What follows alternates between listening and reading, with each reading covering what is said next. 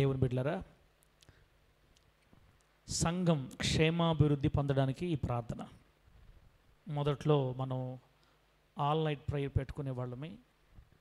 పరిస్థితుల అనుకూలంగా సంఘం క్షేమాభివృద్ధి కలిగించడానికి చిన్న ప్రార్థన కూటంగా ఏర్పాటు చేసుకుంటున్నాం. ఈ ప్రార్థన కూటానికి చేరి వచ్చిన మనం దేవుని సన్నిధిలో ఒక మాట చదువుకొని ఇక్కడి నుంచి బయలుదేరి వెళదాం. పరిశుద్ధ గ్రంథంలో నుండి 42వ కీర్తన మొదటి వాక్యం నుండి నేను చదువుతున్నాను, ఆలకించండి. 42వ కీర్తన మొదటి వాక్యం నుంచి. అక్కడ ఏముందంటే, దుప్పి నీటి వాగుల కొరకు ఆశపడునట్లు దేవా, నీ కొరకు నా ప్రాణం ఆశపడుచున్నది. నా ప్రాణం దేవుని కొరకు తృష్ణగొనుచున్నది, జీవము గల దేవుని కొరకు తృష్ణగొనుచున్నది. ఆయన సన్నిధికి నేను ఎప్పుడు వచ్చేదనో, ఆయన సన్నిధిని నేను ఎప్పుడు కనబడేదనో. చదివినటువంటి ఈ మాటలన్నింటినీ మనకు అర్థమగునట్లు బోధించి వాక్యానుసారంగా బ్రతికే కృపని దేవుడు మనందరికీ అనుగ్రహించునుగాక. ప్రియమైన దేవుని బిడ్డలారా, దైవజనుడైన కోరహు కుమారులు, కోరహు అనే వ్యక్తి యొక్క కుమారులు వారు పాడుతున్న పాట మనం ఇక్కడ చదివాం. మనం చదివినటువంటి ఈ గ్రంథాన్ని లేదా ఈ అధ్యాయాన్ని, మనం చదివిన ఈ కీర్తనని రచించింది కోరాహు కుమారులు అని. కోరాహు ఎవరు? ఇజ్రాయేలీలు అరణ్య యాత్రలు 40 సంవత్సరాలు వాళ్ళు ప్రయాణంలో ఉన్నప్పుడు ఒకానొక చోటకు వచ్చినప్పుడు తిరుగుబాటు మొదలైంది. మోషేనే దేవుడు పిలిచాడా? మమ్మల్ని దేవుడు పిలవలేదా? మేము పరిశుద్ధులం కాదా? మేము లేవీయులం కాదా? దేవుడు మమ్మల్ని పిలవలేదా? మా ద్వారా ఆయన మిమ్మల్ని నడిపించలేడా? మోషే ఒక్కడినేనా, అహరోనునేనా, మిరియామునేనా పిలిచింది దేవుడు? మమ్మల్ని పిలవలేదా అని ఒక గుంపు తయారై, 3 వ్యక్తులు, దాతాను, అబీరాము, కోరహు. దాతాను, అబీరాము, కోరహులు 3 వ్యతిరేకంగా లేచి ఇజ్రాయేలీలో ఉన్న 250 మంది పెద్దల్ని లోపరుచుకొని ఇజ్రాయేలు సర్వ సమాజం అంతటిని తమ వైపు తిప్పుకొని మోషేకి విరోధంగా లేచారు. ఆ రోజు ఆ సమయంలో దేవాతి దేవుడు తన కోపాన్ని, ఉగ్రతని ఆ గుంపు మీద కుమ్మరించినప్పుడు అక్కడ ఏం జరిగిందంటే, భూమి నెరవిడిచి, సహజ మరణము అంటే మరణం రాలేదు వాళ్ళకి, దైవజనులకు వ్యతిరేకంగా లేచినప్పుడు, దేవుని చిత్తానికి అడ్డం వచ్చినప్పుడు, అది ఎప్పటి ప్రణాళిక? అబ్రహాముతో చేసిన నిబంధనది. అబ్రహాముతో దేవుడు నిబంధన చేశాడు, నా మాట విని నువ్వు నీ తండ్రి ఇంటిని, బంధువుల ఇంటి నుండి వదిలిస్తే నేను నీకు చూపించబోయే దేశాన్ని నీ సంతానానికి ఇస్తా అని చెప్పాడు దేవుడు. అది పితరుడైన అబ్రహాం గారికి ఇచ్చిన వాగ్దానం. ఆ వాగ్దానం నెరవేర్పులో వెళుతున్నటువంటి ఇజ్రాయేలీలకి, మోషేకి అడ్డు తగిలారు. 3 మొత్తం, దాతాను, అబీరాము, కోరహు, వీళ్ళు 250 మందిని, ఇజ్రాయేల్ పెద్దల్ని తన వశం చేసుకున్నారు. తర్వాత ఇజ్రాయేల్ సర్వసమాజం అంతటి తమ వైపు తిప్పుకున్నారు. అప్పుడే దేవుడు బహుగా కోపించి భూమి నెరవిడిచింది. చెప్పండి, ఏం విడిచింది? భూమి నెరవిడిచి ఎవరెవరైతే ఎదురు తిరిగారో వారందరినీ మింగిందని రాయబడింది. భూమి నోరు తెరిచి మింగింది. అందరూ ఆ భూమి నెరవేర్చినప్పుడు, చీలినప్పుడు అందరూ దాంట్లో పడిపోయారు. మళ్ళీ కప్పేసిందంతే. లక్షల మంది చూస్తూ ఉండగా కొన్ని వందల వేల మంది ప్రాణాలు ఒక్కసారిగా మట్టిలో కలిసిపోయాయి. ఇది ప్రపంచ చరిత్రలో జరిగిన అరుదైన ఘట్టం. ఇటువంటి ఘట్టం మరలా ఇంకెప్పుడు జరగలేదు. భూమి నోరు తెరిచి తన ప్రజల్ని మింగి ఆ రోజున ఇజ్రాయేలీలు గడ వణికిపోయారు దేవునికి. అయితే ఇప్పుడు ఆ మాటలు మీకు ఎందుకు చెప్పానంటే, ఈరోజు మనం చదువుకున్నటువంటి కీర్తన రాసింది ఎవరో తెలుసా? ఆ భూమి మింగేసినటువంటి 3 ఉన్నారే, దాతాను, అబీరాము, కోరహు. ఈ కోరహు అనే వ్యక్తి యొక్క కుమారులు అన్నమాట వీళ్ళు. ఈ కోరహు అనే వ్యక్తి యొక్క 2 కుమారులు. మరి తండ్రి మునిగిపోయినప్పుడు, తండ్రి చనిపోయినప్పుడు, తండ్రి నేలలోకి వెళ్ళిపోయినప్పుడు, తండ్రి భూమిలోకి వెళ్ళిపోయినప్పుడు వీరు కూడా పడిపోవాలి కదా కుమారులు. ఆకాను పాపం చేసినప్పుడు ఆకాను పిల్లలు, భార్య, మేకలు అందరూ పడిపోయారు. రాళ్ళ కింద గుట్టగా శవాలుగా పడిపోయారు, కొట్టి చంపేశారు. మరి కోరహు కుమారులు ఎందుకు చనిపోలేదు కోరహుతో పాటు అంటే, వాళ్ళ నాన్న మోషే గారికి వ్యతిరేకంగా లేచిన దగ్గర నుండి ఈ ఇద్దరు కుమారులు మాత్రం మోషే గారి పక్షాన్ని నిలబడ్డారు. దేవునికి స్తోత్రం కలుగునుగాక. తమ తండ్రి వలె దైవజనులకి ఎదురు తిరగలేదు. తమ తండ్రి వలె సేవకునికి తిరుగుబాటు చేయలేదు. తమ తండ్రి వలె సేవకుని కోల్చడానికి, దేవుని చిత్తాన్ని వ్యర్థం చేయడానికి ఎప్పుడు కంకణం కట్టుకోలేదు. వారు దేవుని కోసం పరిశుద్ధ జీవితాన్ని జీవించి, తండ్రి చెడుత్రోలు నడుస్తున్న పిల్లలు ప్రభు కోసం నమ్మకంగా నిలబడ్డారు. అందుకే దేవుడు వీరిని జ్ఞాపకం చేసుకొని, వారి ఇళ్లలో నుండి దూరంగా తొలగిపోండి, వారి ఇళ్లలో నుంచి దూరంగా తొలగిపోండి అని మోషే గారు కేకేసినప్పుడు అందరితో పాటు ఇద్దరు కుమారులు కూడా, కోరా కుమారులు కూడా వారు వదిలిపెట్టి పక్క చేసేశారు. అంటే నేనేమంటున్నానంటే, దేవుడు ప్రేమ కలిగినటువంటి తన బిడ్డల్ని జ్ఞాపకం చేసుకొని నాశనంలో పడిపోకుండా తప్పించాడు వీళ్ళని. దైవజనులకు విరోధంగా లేయటం కానీ, సంఘానికి విరోధంగా లేయటం కానీ, లేకపోతే దేవుని చిత్తానికి అడ్డుగా రావడం కానీ పొరపాటును కూడా వీళ్ళు ఒప్పుకోలేదు, వీళ్ళు దాంతో ఏకీభవించలేదు. మొత్తం మీద దేవుడు ఆ మహాప్రళయం నుండి, మహాప్రమాదం నుండి తప్పించాడు ఈ ఇద్దరు పిల్లల్ని. దేవునికి మహిమ కలుగునుగాక. చెప్పండి గట్టిగా హల్లెలూయా. ప్రియులారా, ఆ తర్వాత మరి కొంత దూరం సాగిపోయిన తర్వాత వీరు కూడా సేవలు కొన్ని పాటలు రాశారు, కీర్తనలు కట్టారు. వాళ్ళు కూడా దేవుని కోసం కొన్ని పాటలు పాడారు. వాళ్ళ పాటలను కూడా దేవుడు బైబిల్ గ్రంథంలో చేర్చాడు. అంటే వ్యతిరేకమైనటువంటి కార్యక్రమాలు వీళ్ళకి ఇష్టపడలేదు, కానీ దేవుని చిత్తానికి అనుగుణంగా బ్రతకడం, దేవుని మనసును అర్థం చేసుకోవటం, దేవుని సేవకునికి తోడుగా నిలవటం, దేవుని దైవజనుడికి కుడిభుజంగా మారటం, సంఘంలో ఏ ఇబ్బంది కలగకుండా తన ద్వారా నమ్మకంగా బ్రతకడం వల్ల దేవుడు వీళ్ళు రాసిన పాటల్ని బైబిల్లో చేర్చాడు. దేవునికి మహిమ కలుగునుగాక. ఒక వ్యక్తి పాడిన పాట బైబిల్లోకి రావాలంటే అంత ఆశామాసిగా జరిగే పని కాదు. దేవుడు వీళ్ళు పాడిన పాటల్ని బైబిల్లో తీసుకొచ్చాడంటే వీళ్ళు ఎంత నమ్మకస్తులో, ఎంత పరిశుద్ధులో, ఎంత దేవుని కొరకు పోరాడుతున్నారో, ఎంత నమ్మకస్తు నిలబడ్డారో మనకు అర్థమవుతుంది. తండ్రి పాపం చేసి నాశనం అయిపోయినా కుమారులు తండ్రితో జతకట్టకుండా నమ్మకంగా నిలబడ్డారు. ఈ భయభక్తులు కలిగినటువంటి ఈ కోరహు కుమారులు రాసిన పాట ఏంటంటే, మొదటిది ప్రియులారా, మనం ఫస్ట్ వచ్చి చదివితే, దుప్పి నీటి వాగుల కొరకు ఆశపడునట్లు దేవా నీ కొరకు నా ప్రాణం ఆశపడుతుంది అని. దుప్పి నీటి వాగుల కొరకు ఆశపడినట్లు దేవా నా ప్రాణం నీ కొరకు ఆశపడుతుంది.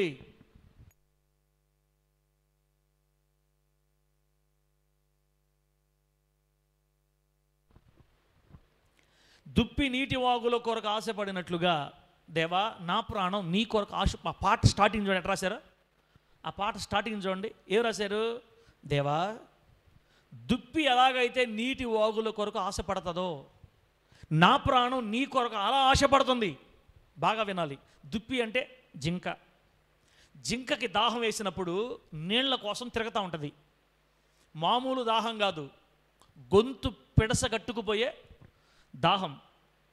ఇప్పుడు ఆ జింక పరుగులు ఎత్తుతుంది, అనేక చెట్లు, చేమలు, పర్వతాలు దాడిపోతూ ఉంది. అల్లంత దూరంలో నీళ్లు ఉన్నట్టు కనబడుతున్నాయి. అక్కడికి వెళ్ళి చూస్తే ఎండమావులు, నీళ్లు లేవు. దానికి భయంకరమైన దాహం. అందుకే కదా మన రోజుల్లో చాలా జింకలు అడవులు దాటి ఊరుల్లోకి వచ్చేస్తున్నాయి. అడవులను దాటి ఊర్లోకి వచ్చేస్తున్నాయి ఆ తొట్లో నీళ్లు తాగడానికి. నీళ్ల కొరకు, నీటి కోసం, నీటి వాగుల కోసం దుప్పి ఎలా ఆశపడుతుందో, ప్రభువా నా ప్రాణం నీ కోసం అలా ఆశపడుతుంది అని రాశారు. దేవునికి స్తోత్రం కలుగునుగాక. ఇది అంత ఈజీగా మనం చెప్పలేములే, ఇది మనం అర్థం చేసుకోలేం తమ్ముళ్ళారా. దేవుని కొరకు ఆశపడేవాళ్ళు ఎందరు అసలు ఈ రోజుల్లో? దేవుని కొరకు మన ప్రాణాలు ఆశపడుతున్నాయా? నీ కొరకు నా ప్రాణం ఆశపడుతుంది. దేవుని కొరకు ఆశపడే ప్రాణాలు ఎందరివి? ప్రారంభంలో, భక్తి ప్రారంభంలో ఏ ప్రార్థనకైనా నిండుగా వచ్చేవాళ్ళు జనాభా అన్ని సంఘాల్లో, మన సంఘంలోనే కాదు. ప్రారంభ దినాల్లో లైట్లు మోసేవాళ్ళు, సువార్తలో కూడా నడిచొచ్చేవాళ్ళు. దేవుని కొరకంటే ఎంత దూరమని లెక్క చేసేవాళ్ళు కాదు, ఎంత ఖర్చు అని లెక్క చేసేవాళ్ళు కాదు.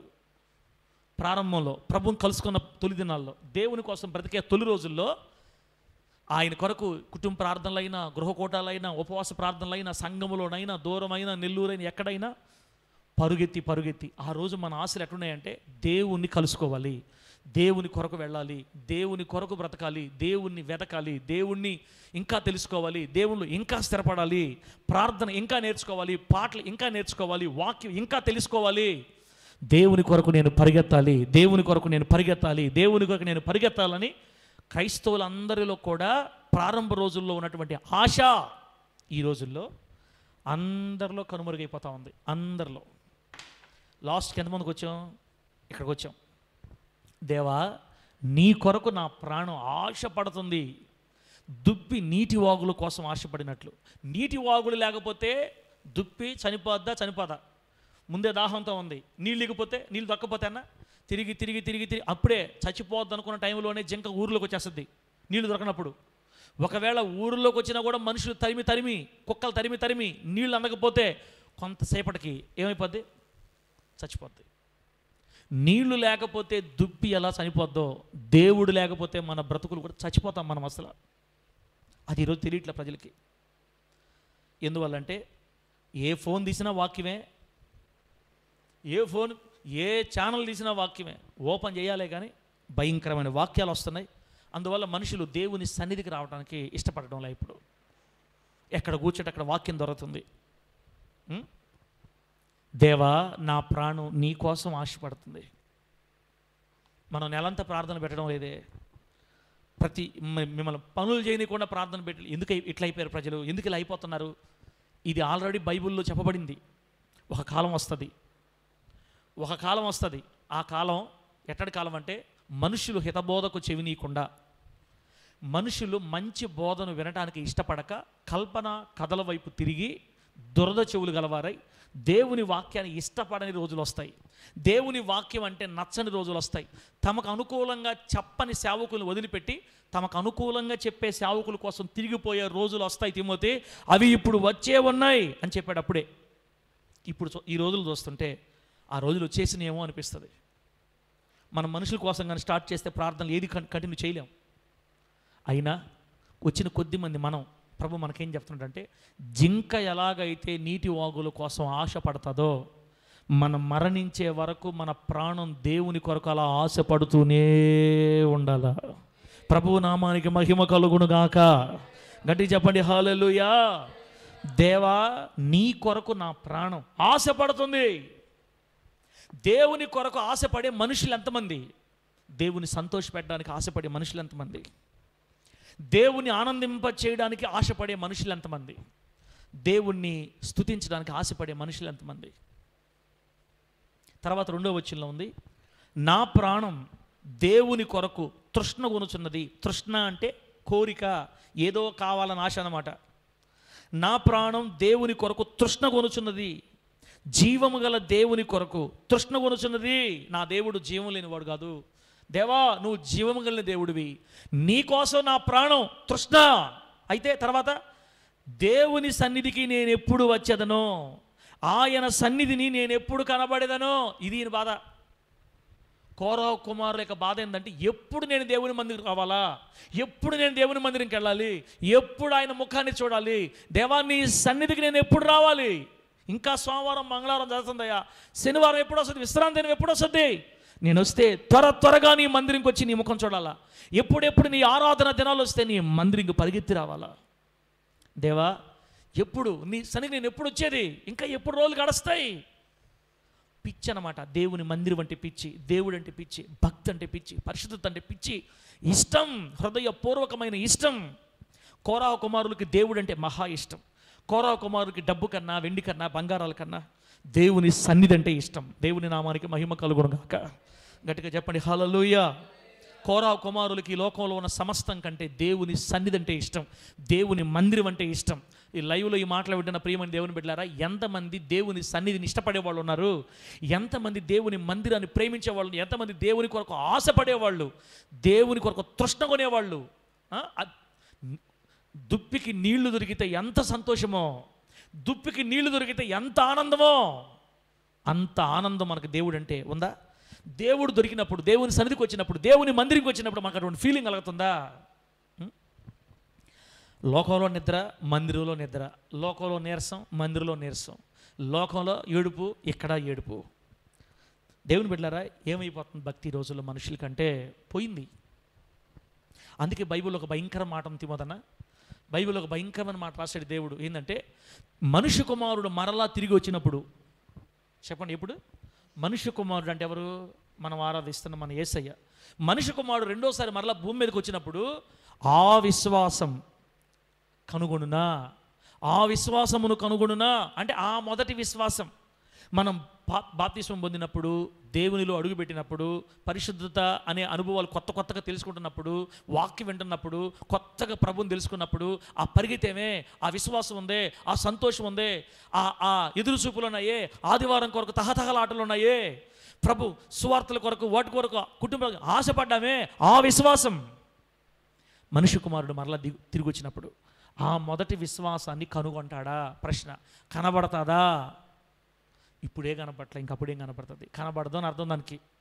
అంటే అంత విశ్వాసం ఇంకా ప్రజల్లో కనబడదు అని. దేవుని బిడ్డలారా, భక్తి చేస్తే మనం వాళ్ళతో వీళ్ళతో పోల్చుకోకూడదు. మన భక్తి మనం ఎవరితో పోల్చుకోవాలంటే యేసయ్యతో పోల్చుకోవాలి మన భక్తిని. ఆమె చెప్పడం గట్టిగా. వాళ్ళు రానప్పుడు సారేం అడగలేదు, ఇంక నేను రాకపోతే ఏం అడతాడు? వాళ్ళే రావడంలా, వీళ్ళే రావడంలా, వాళ్ళే ప్రార్థన చేయటంలా, వీళ్ళే ప్రార్థన చేయటంలా, వాళ్ళే రావటంలా, ఇక మందేముంది? ఎప్పటి నుంచో వచ్చిన వాళ్ళు వాళ్ళే కరెక్ట్ లేనప్పుడు మందేముంది అని పక్కన వాళ్ళు మనం కొలత వేసుకోకూడదు. ఎప్పుడైనా మనం కొలత వేసుకోవాలి ఏంటంటే బైబిల్లో ఉన్న యేసయ్యతో మనం కొలత వేసుకోవాలా. మనం యేసు స్వరూపంలో పుట్టిన వాళ్ళమి, దేవుని పోలికలో చేయబడిన వాళ్ళమి. మనకి మాదిరి ఎవరంటే, మన భక్తికి కొలమానం ఎవరంటే మనం ఆరాధిస్తున్న మన ప్రభు అయిన యేసయ్య. మనం ఎలా మాట్లాడాలో ఆయన మాటలను బట్టి వేరు చేసుకోవాలా. ఆయన చూపు మన చూపుకు పోలిక పెట్టుకోవాలా. ఆయన నడక మన నడక పోలిక పెట్టుకోవాలా. ఆయన మాటలు మన మాటలకు పోలిక పెట్టుకోవాలా. ఆయన మాటలు ఎలా ఉన్నాయి, మన మాటలు ఎలా ఉన్నాయి. ఆయన ప్రార్థన జీవితం ఎలా ఉంది, మన ప్రార్థన జీవితం ఎలా ఉంది. ఆయన భక్తి ఎలా ఉంది, మన భక్తి ఎలా ఉంది. మనకు బైబిల్లో ఉన్న యేసయ్య కొలమానం. సుబ్బారావు, ఎల్లారావు, పుల్లారావు కాదు. అందరికంటే నేనే బెటరు, మా కాలనీలో కల్లా నేనే బెటరు. మీ కాలనీ వాళ్ళని చూడమని దేవుడిని పిలవాల. మనల్ని పిలిచింది ఎందుకంటే బైబిల్లో ఉన్న యేసును చూసి. అందుకే ప్రభు చెప్పాడు, నన్ను పోలి నడుచుకోండి. ఆమేననండి గట్టిగా. మన ప్రభుని యేసయ్య చెప్పాడు, ఏం చెప్పాడు? నన్ను పోలి నడుచుకోండి. పౌలు గారు చెప్తున్నారు, నేను క్రీస్తును పోలి నడుచుకున్న ప్రకారం మీరు నన్ను పోలి నడుచుకోండి. పౌలు గారు క్రీస్తును పోలి నడుచుకుంటున్నారు, విశ్వాసాన్ని పౌలు గారిని పోలి నడుచుకోమని చెప్తున్నాడు. మనం పోలి నడుచుకోవాల్సింది యేసయ్యనే. రాకపోతే నష్టం ఎవరికి తమ్ముడా? రాకపోతే నష్టం ఎవరికి? రాని వాళ్ళకే నష్టం. అసలు కోరవ కుమారులు ఎంత దైవభక్తి కలిగిన బిడ్డలంటే, దేవా దుప్పి నీటి వాగుల కోసం ఎంత ఆశపడుతుందో నా ప్రాణం నీ కోసం అంత ఆశపడుతుంది. అంత ఆశ. దాహముతో ఉన్న వాళ్ళకి, పిడసగట్టుకుపోతున్న వాళ్ళకి నీళ్లు ఎంత, ఇప్పుడు భయంకరమైన దాహంతో ఉండేవాడికి ₹1,00,00,000 డబ్బులు ఇస్తా అంటే ఏమైనా ఉపయోగపడతాయి? వాడికి ₹1,00,00,000 డబ్బులు ఇస్తాను, నీళ్ళు నీకు డబ్బే ఇస్తా, నీళ్ళు ఇవ్వను. ₹1,00,00,000 ఇస్తా తీసుకో అంటే ఇంకా 10 నిమిషాలు అరగంట చచ్చిపోయేవాడికి ₹1,00,00,000 నీళ్ళు మళ్ళా ఏమిస్తాను? ₹1,00,00,000 డబ్బులు ఇస్తా. నువ్వు భయంకర దాహంతో ఉన్నావా, మంచి అందమైన అమ్మాయి ఇచ్చి పెళ్లి చేస్తా. ఏమన్నా అవసరమా? అందమైన అమ్మాయి, పెళ్ళిళ్ళు, ₹1,00,000, కోట్లు ఇవన్నీ అవసరం లే. ఇప్పుడు వాడికి ఏం కావాలా? నీళ్లు మాత్రమే. అట్లాగే క్రైస్తవుడికి యేసును చూడటమే ఆశ. అంతే. మనకున్న ఈ భూలోకంలో మనకున్న ఏకైక ఆశ ఏంటంటే మనం దేవుని చూడాలా, దేవుని కలుసుకోవాలా, ఆయన కొరకు మన ప్రాణం ఆశపడాలి. ఆయన కోసం మన ప్రాణం ఆశపడాలి. నా ప్రాణం దేవుని కోసం తృష్ణ కొనుచున్నది, జీవము గల దేవుని కోసం తృష్ణ కొనుచున్నది. దేవుని సన్నిధికి నేను ఎప్పుడు వస్తాను, ఆయన సన్నిధిలో నేను ఎప్పుడు కనబడతాను, నా ఆశ. ఎప్పుడెప్పుడు ఆయన మందిరం చూడాలా, ఎప్పుడెప్పుడు ఆయన సన్నిధికి వెళ్ళాలా. ఇది 4 గోడలని మనకు అనిపిస్తుంది కానీ తమ్ముడా, ఇది దేవుని కనుదృష్టి నిలబడే చోటు. ఇక్కడ దేవుని సన్నిధి. మందిరమే అని కాదు కానీ నీవు మోకరించి ప్రార్థన చేసే చోటు ఏదైనా దేవుని నిలబడే చోటు. దేవునికి మహిమ కలుగునుగాక. నువ్వు మోకరించి కళ్ళు మూసుకొని ప్రభువా అని పిలిచే ఏ చోటైనా అది దేవుడు నిలబడే చోటు. ఎక్కడ ఇద్దరు ముగ్గురు కూడి నానామూల ప్రార్థన చేస్తారో అక్కడికి నేను వారి మధ్యకి వస్తా, వాళ్ళ మధ్యలో ఉంటా అని చెప్పాడు దేవుడు. ఇద్దరు కూడి ప్రార్థన చేస్తే వచ్చేస్తాడంతే ఆయన. కాబట్టి ఆయన సన్నిధిని ఎత్తుక్కుంటూ వెళ్ళాలి అంటే ప్రార్థనా జీవితాన్ని ఎత్తుక్కుంటూ వెళ్ళాలా. ఎక్కువగా ప్రార్థనలో మనం ఆయన కలుసుకోవాలా, ఆయన ముఖాన్ని చూడాలి. యేసయ్య ముఖాన్ని చూడడానికి ఆశ, యేసయ్య ముఖాన్ని చూడడానికి కోరిక. ఈ రోజుల్లో ఎవరున్నారు తమనట్లా? ఈ రోజుల్లో ఎవరున్నారు? వర్షం వచ్చిందని ఆగిపోయేవాళ్ళు, కాళ్ళు నొప్పులు. ఆ మొదటి విశ్వాసం కనుగొంటాడా దేవుడు? ఆ మొదటి విశ్వాసం. తర్వాత మరి సొలొమోను గారు ఏం చేశారంటే, మనం ప్రసంగి గ్రంథం పోతే ప్రసంగి గ్రంథం దగ్గరికి వెళ్తే చూడండి ఒకసారి. ప్రసంగి గారు దేవుని మందిరాన్ని కాకుండా, దేవుని మందిరంలో ఉన్న ఆనందాన్ని కాకుండా లోకంలో ఇంకెక్కడ ఏమైనా ఆనందం ఉందా అని ఆశపడి వెతికాడంట. ఒకసారి ప్రసంగం తీయండి. ఆయన ఆనందాన్ని వెతకాలని కోరుకున్నాడు. ఎక్కడెక్కడ వెతికాడు అని మనం చూస్తే బైబిల్ నీటి రాయబడి ఉంది. ఇప్పుడు అందరు ఇక్కడే ఎత్తుతున్నారు, మన వాళ్ళంతా ఎక్కడే ఎత్తుతున్నారు. ఆనందం, నిజమైన ఆనందం దేవుని సన్నిధిలో ఆడడం తలకాయ. నిజమైన ఆనందం దేవుని సన్నిధిలో లేదు. ఎక్కడుందంటే నేను చెప్తానని మరి సొలొమోను గారు ఏం చేశారంటే, దేవుని మందిరంలో ఉన్న ఆనందం కాకుండా, దేవుని మందిరంలో ఉన్న ఆనందం కాకుండా ఎక్కడెక్కడ ఆనందం దొరుకుతుందో వెతకాలని తీర్మానం చేసుకున్నాడు. 17వ వచనం చూస్తే 1వ అధ్యాయం 17వ వచనంలో 16 నుంచి, యెరూషలేమునందు నాకు ముందున్న వారందరికంటే నేను చాలా ఎక్కువగా జ్ఞానం సంపాదించి తిననియు, జ్ఞానమును నేను పూర్ణముగా అభ్యసించి తిననియు నా మనస్సులో నేను అనుకుంటుని. నా మనస్సు నిలిపి జ్ఞానాభ్యాసమును వెర్రితనమును మతిహీనతను తెలుసుకుంటూ ప్రయత్నించి తిని, అయితే ఇదియు గాలికై ప్రయాసపడుటయే అని తెలుసుకుంటుని. నంబర్ 1, మొదటిది ఏంటంటే, ఈ లోకంలో నిజమైన ఆనందం జ్ఞానంలో ఉంది. జ్ఞానం సంపాదించుకోవాలి, తెలివి సంపాదించుకోవాలి. ఈ భూలోకంలో నేను జ్ఞానవంతుడు అవ్వాలి, జ్ఞానంలోనే నిజమైన సంతోషం ఉందని సొలొమోను గారు అంటే జ్ఞానం వెంట పరిగెత్తారు. ఈ లోకంలో ఉన్న ప్రతి దాని గురించి క్షుణ్ణంగా తెలుసుకున్నాడు. పైపెచ్చు దేవుడే సొలొమోనుగా జ్ఞానం ఇచ్చాడు. ఆ జ్ఞానం వల్ల నాకు ఈ భూలోకంలో ఉన్న ఆనందం, ఎవరికీ దొరకనంత ఆనందం నాకు దొరకదని అనుకున్నాడు. కానీ లాస్ట్కి అర్థమైంది ఏంటంటే, ఎంత జ్ఞానం సంపాదించుకున్నా లాస్ట్కి ఏమంటున్నాడా, అది కూడా గాలికి ప్రయాసపడటమే. 18వ వచనంలో, విస్తారమైన జ్ఞానం సంపాదించుకుంటే విస్తారమైన దుఃఖం కలుగుతుంది. జ్ఞానంలో సంతోషం ఉంది. లోక సంబంధమైన జ్ఞానం, శాస్త్రపరమైన జ్ఞానం, చదువుకు సంబంధించిన జ్ఞానం, కుటుంబానికి సంబంధించిన జ్ఞానం, ఆర్థిక సంబంధించిన జ్ఞానం, అన్నీ రాజకీయానికి సంబంధించిన జ్ఞానం మొత్తం నేర్చుకోవాలని కోరుకుంటే, ఆ జ్ఞానాన్ని కోరుకున్నటువంటి సొలొమోను గారికి దుఃఖం కలుగుతుందంట. ఇక్కడ సంతోషం లేదే, జ్ఞానంలో సంతోషం లేదని అర్థమైపోయింది. తర్వాత సంతోషము చేత నిన్ను శోధించు చూతును. రెండో అధ్యాయం మొదలు వచ్చినాం. అసలు నిజమైన ఆనందం ఇక్కడ కాదు ఉండేది, జ్ఞానంలో కూడా లేదు. రెండోది ఎట్ చేద్దామంటే, అసలు నా హృదయానికి ఏ తక్కువ కాకుండా సంతోషము చేత శోధించి చూస్తా. అంటే నా శరీరానికి ఏమి కావాలో అన్నీ ఇస్తా, ప్రతి విషయంలో నేను సంతోషించాలి. అసలు సంతోషము చేత శోధించి చూస్తాను. ఈ లోకంలో నిజమైన ఆనందం ఎక్కడా అని దేవుని బిడ్డలారా అక్కడ రాయబడితే, అక్కడ చూస్తే తనకు ఏం కావాలో తినాలనుకుని తిన్నాడంట, చూడాలనుకుంది చూశాడు, చేయాలనుకుంది చేశాడు. ద్రాక్ష తోటలు సంపాదించుకున్నాడు, తోటలు నాటాడు, గోపురాలు కట్టుకున్నాడు, కోటలు కట్టాడు. తనకు ఏమి కావాలో, ఏదేది ఆనందమో, గుర్రాలు కొనుక్కోవాలంటే ఐగుప్తు గుర్రాలు కొనుక్కున్నాడు, సైన్యం తయారు చేసుకున్నాడు, పెద్ద నగరాలు కట్టుకున్నాడు, ద్రాక్ష తోటలు కట్టాడు. ఏది కావాలంటే అది చేసుకొని హృదయాన్ని సంతోషపరుచుకున్నాడు. ఎంత సంతోషపరుచుకున్నా ఆనందం మాత్రం దొరకడంలే. ఇప్పుడు చెప్పండి, నిజమైన ఆనందం ఎక్కడుంది? దుబ్బి నీటి వాగుల కొరకు ఆశపడినట్లుగా దేవా నా ప్రాణం నీ కోసం ఆశపడుతుంది. దేవుని కొరకు ఆశపడే వాళ్ళ జీవితాల్లోనే నిజమైన ఆనందం దొరుకుతుంది. దేవుని కొరకు ఆశపడే వాళ్ళ కుటుంబాల్లో మాత్రమే నిజమైన సంతోషం. ఒకటి, జ్ఞానంలో లేదు సంతోషం, లోక సంబంధమైన జ్ఞానంలో లేదు సంతోషం. రెండోది, ఈ లోక సంబంధమైన సుఖ సౌఖ్యాలు, సంతోషాలు సొలొమోను గారికి మరి సంతోషాన్ని, నెమ్మదిని, ఆనందాన్ని ఇవ్వలేకపోయాయి.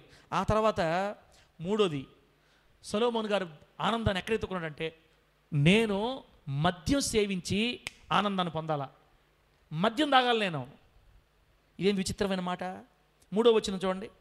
నా మనస్సు ఇంకను జ్ఞానం అనుసరించుండగా ఆకాశము క్రింద తాము బ్రతుకాలమంతా మనుషులు ఏమి చేసి మేలు అనుభవించరో చూడవలని తలచి నా దేహమును ద్రాక్షారసము చేత సంతోషపరచుకుందుననియు తాగి. ద్రాక్షారసం అంటే మందు తాగి నేను సంతోషం అనుభవించాలా, మేలు అనుభవించాలా, ఈ భూలోకం అంతకంటే లగ్జరీగా ఉండాలా, నిజమైన ఆనందాన్ని నేను సంపాదించుకోవాలా అని దైవజనుడు జ్ఞాని అయిన సొలొమోను గారు తాగడం మొదలుపెట్టాడు. మందు, బ్రాందీ, విస్కీ తాగడం మొదలుపెట్టాడు. నేను తాగాల, ఆనందం చూడాలా, నా కళ్ళతో చూడాలని. మతిహీనత అనేది ఎలా ఉంటుందో, తాగి తాగి తాగి తాగి మత్తు అయిపోతే ఆ మత్తు ఎలా ఉంటుందో చూడాలని ఇష్టానుసారంగా తాగాడంటయ్యా. ఇష్టానుసారంగా తాగితే ఆ తర్వాత బయటికి పోతే ముందుకు పోతే ఎంత మత్తులో ఉన్నా, ఎంత తాగుతున్నా మనస్సులో నిజమైన ఆనందము కలగడం లేదు. లోకంలో జ్ఞానవంతుల్లో ఆనందం లేదు, లోక సంబంధమైన జ్ఞానుల్లో ఆనందం కనపడడం లేదు. సంతోషము చేత హృదయాన్ని శోధించి చూసినా, ఎన్ని రకాల ఆనందాలు తెచ్చుకున్నా కలగడం లేదు. 3వది బ్రాందీ, విస్కీ తాగుతున్న సంతోషం రాలేదు. తర్వాత మన 4వ వచనం చూసి 2వ అధ్యాయం నుంచి, నేను గొప్ప గొప్ప పనులు చేశాను, నా కొరకు ఇళ్ళు కట్టించుకున్నాను, ద్రాక్ష తోటలు నాటించుకున్నాను, నా కొరకు తోటలు, శృంగారవనములు వేయించుకున్నాను, సకల విధమైన ఫలవృక్షాలు నాటించాను, పనివారిని, పనికెత్తలు సంపాదించుకున్నాను, నా ఇంట పుట్టిన దాసులు నాకుండిరి, యెరూషలేమునందు నాకు ముందున్న వారందరికంటే ఎక్కువగా పశువుల మందలు, గొర్రె మేకల మందలు, బహు విస్తారమైన ఆస్తి సంపాదించుకుంటుని. 8, నా కొరకు నేను వెండి, బంగారం, రాజులు సంపాదించే సంపద అంతటా ఆయా దేశంలో దొరికే సంపత్తి యావత్తుని కూర్చుకున్నాను, మిక్కిలి ఆశ సంపాదించుకున్నా. ప్రతి సాయంత్రం పూట పాటలు పాడడానికి గాయకుల్ని, గాయకురాండ్రని, డ్యాన్సులు వేసేదానికి, నాట్యం ఆడేదానికి గాయకురాండ్రని సంపాదించుకున్నా. మనుషులు కోరుకునే సంపదలన్నీ సంపాదించుకున్నా. ఇప్పుడు ఈరోజు లోకంలో ఉండే వాళ్ళందరూ దేనికోసం పరిగెత్తుతున్నారు? డబ్బు. కొంతమంది ఫోన్లో ఆనందం ఎత్తుకుంటున్నారు, సెల్ ఫోన్స్లో గంటల తరబడి లోక సంబంధమైన వాటిని చూసుకోవడంలోనే నిజమైన ఆనందం ఉందని భ్రమపడుతున్నారు. సినిమాల్లో, షికారుల్లో, ఈ భూ సంబంధమైన త్రాగుడులో, మత్తు పదార్థాల్లో, కామాభిలాష, కామాతురత, వ్యభిచారం, జారత్వం, మోహం, వీటిలోనే నిజమైన ఆనందం ఉందని మనుషులు పరిగెత్తుతున్నారు. ఆల్రెడీ కొన్ని వేల సంవత్సరాల క్రితమే ఎన్ని చూసేసి వీటిల్లో అసలు ఆనందమే లేదురా నాయన అని తేల్చేశాడు బైబిల్లో. దేవునికి మహిమ కలుగును గాక. చెప్పండి గట్టిగా హల్లెలూయా. ద్రాక్ష తోటలు నాటించుకున్నాడంట, పశువుల మందలు, గొర్రె మేకల మందలు, దుక్కిటెద్దులు, విస్తారమైన ఆస్తి, రాజులు ఏవేవి సంపాదించుకుంటారో అన్నీ తమ దేశంలో ఉండే ఆస్తే కాదు, ఇతర దేశాల్లో ఇప్పుడు ఒక దేశంలో బంగారం బాగుందనుకో, ఆ దేశం బంగారం తెప్పించుకుంటాడు. ఒక దేశంలో నెమళ్ళు బాగుంటాయి అనుకో, ఆ నెమళ్ళు తెప్పించుకుంటాడు.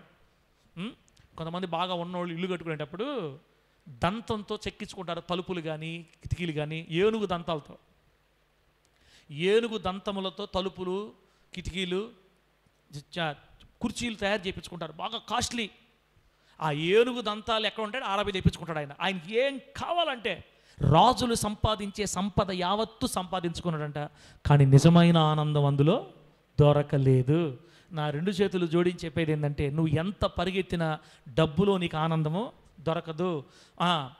ఒక మనిషి కాదని ఊర్లో అందరి చుట్టూ తిరిగినా, స్త్రీల చుట్టూ తిరిగిన, త్రాగుడు చుట్టూ తిరిగిన, బ్రాందీ సీసాల చుట్టూ తిరిగిన, సినిమాల చుట్టూ తిరిగిన, ఈ భూలోకంలో ఎన్ని విధాలైన పాపం, లోక సంబంధమైన ఆనందాన్ని కలుగు చేసే తుచ్చమైన అభిలాషలు ఎన్నైతే ఉన్నాయో వాటి వెనక ఎంత కాలం పరిగెత్తినా నీకు సంతోషం రాదంతే.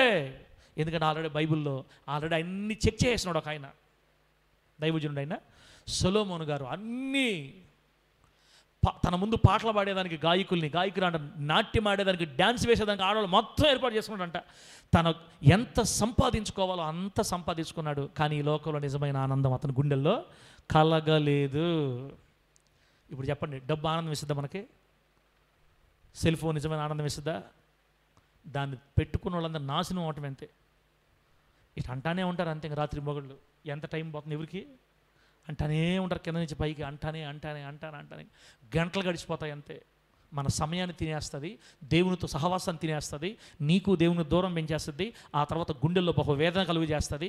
ఆ తర్వాత నేను ప్రభువుని ఏ మాత్రం కూడా సంతోష పెట్టట్లేదు, నేను బతకడం, నేను ఉండడం వ్యర్థమా, నేను జీవించడం ఎవరికి లాభం, నా వల్ల దేవునికి లాభం లేదు, లోకానికి లాభం లేదని నిన్ను నిందించి నీ మనసే నీ మీద నిరోపణ చేసి నువ్వు కుంగిపోయేటట్టుగా లోకంలో ఉన్న సాతాను రకరకాలుగా మనల్ని ఇబ్బంది పెట్టి ఈ భూలోకంలో ఎక్కడికి వెళ్ళినా మనకు ఆనందం కనబడదు ఇచ్చినట్టు మనల్ని భ్రమపరుస్తుంది అన్నమాట.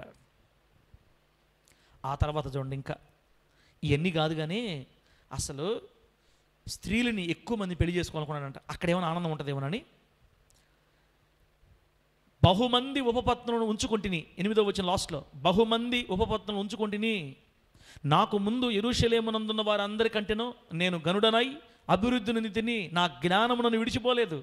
నా కన్నులు ఆశించిన వాటిలో దేనిని అవి చూడకుండా, అంటే నా కళ్ళు ఏవైతే చూడాలనుకున్నాయో అసలు కళ్ళని నేను అభ్యంతరపరచకుండా అన్నీ చూపించాను నా కళ్ళకి. నా హృదయం ఏదైతే సంతోషం కావాలని కోరుకుంటుందో, నా హృదయం ఏది కావాలంటే అది నా హృదయం అనుభవించేటట్టు చేశాను నేను.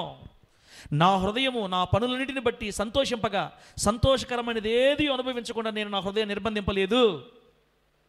11వ వచనం, అప్పుడు నేను చేసిన పనులన్నీ, వాటి కొరకై నేను పడిన ప్రయాసమంతయు నేను నిదానించి వివేచింపగా అవన్నీ వ్యర్థమైనవిగాను, ఒకడు గాలికై ప్రయాసపడినట్టు అగుపడెనో, సూర్యుని క్రింద లాభకరమైనది ఏది లేనట్టు నాకు కనబడెను. ఈ సూర్యుని క్రింద లాభకరమైనది ఏది మనిషికి లేదు. దేంట్లో నిజమైన ఆనందం లేదు, నిజమైన సంతోషం లేదు, తృప్తి లేదు, సమాధానం లేదు, విశ్రాంతి లేదు. ఉపపత్నులు ఉంచుకున్నాడంట. 700 మంది రాజకుమార్తె భార్యలు, 300 మంది ఉపపత్నులు, 1000 మందిని పెళ్లి చేసుకున్నాడు.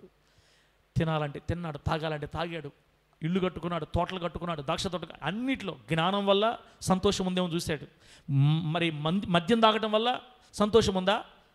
ఇల్లు కట్టుకోవటం వల్ల, తోటలు కట్టుకోవడం, నగరాలు కట్టుకోవటం వల్ల సంతోషం ఉందా? ఆస్తులు సమకూర్చుకోవటం వల్ల సంతోషం ఉందా?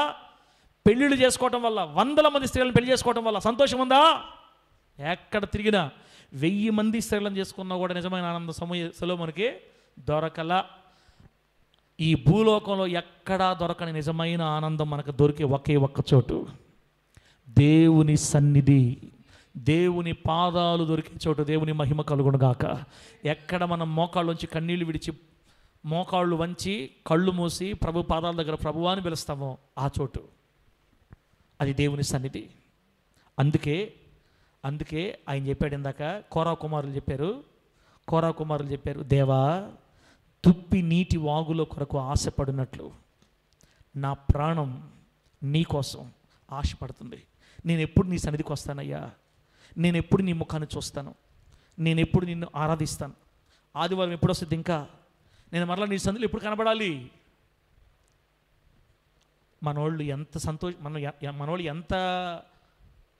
తెలియలేని వాళ్ళు అంటే, లోకంలో ఆనందం ఉందని నిద్ర కోసం దేవుని కొరకు కష్టపడలేక, దేవుని కోసం పరిగెత్తలేక ఎందరో ఆగిపోతారు బిడ్డలారా. వాళ్ళ సంగతి ఏమో కానీ వచ్చింది మీ సంగతి ఏంది? ప్రాణం పోయేదాకా మనం ఒకటే గుర్తుపెట్టుకోవాలా, నిజమైన ఆనందం, నిజమైన నెమ్మది, నిజమైన సంతోషం దేవుని సన్నిధి దొరికే చోటే. దేవుని సన్నిధిలోనే మనకు నిజమైన ఆనందం. నా ప్రాణం దేవుని కోసం ఆశపడుతుందని చెప్పాలి. నువ్వు, నా ప్రాణం దేవుని కోసం తృష్ణ గుంచుంది అని చెప్పాలి. బిడ్డారా, ఒకసారి ఒక మాట చదువుదాం, చూడండి, చదివి ముగించుకుందాం.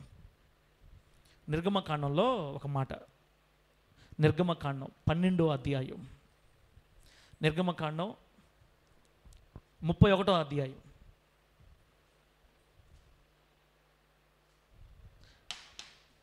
నిర్గమకాండం 31వ అధ్యాయం 12వ వచనం నుంచి నేను చదువుతున్నాను, చూడండి ఒకసారి. 31:12.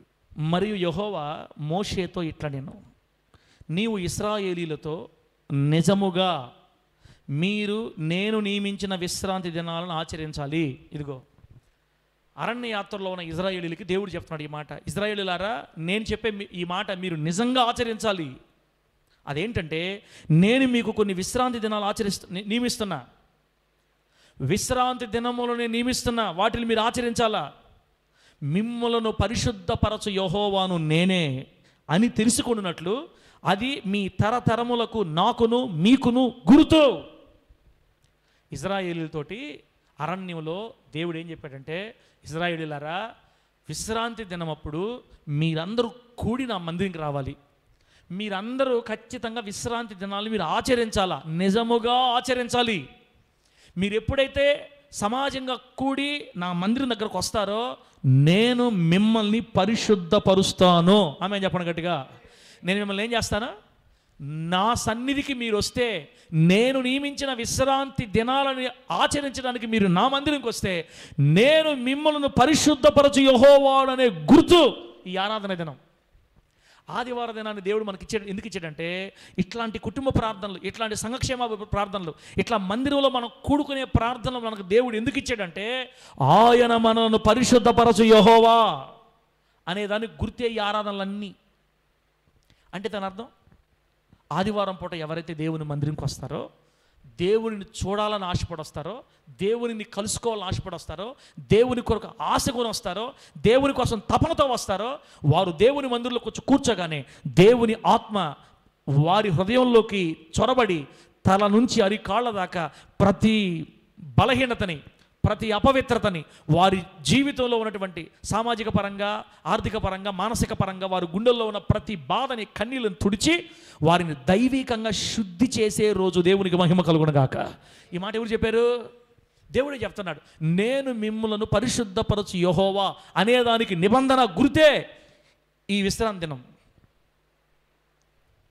మిమ్మల్ని పరిశుద్ధపరిచే యెహోవాని నేనే అని మీరు తెలుసుకునేటట్లుగా అది మీ తరతరములకు, నాకును మీకును గుర్తు. మీ కొడుకు అడతాడు, అన్న డాడీ మమ్మీ ఆదివారం మన చర్చికి ఎందుకు పోవాలి? ఆదివారమే ఎందుకు పోవాలి? సోమవారం ఎందుకు పోకూడదు? ఇంకో రోజు ఎందుకు పోకూడదు? ఆదివారాలే చర్చికి పోతాను ఏంది మనం అని మీ పిల్లలు నేను అడిగితే మీరేం చెప్పాలి తెలుసా?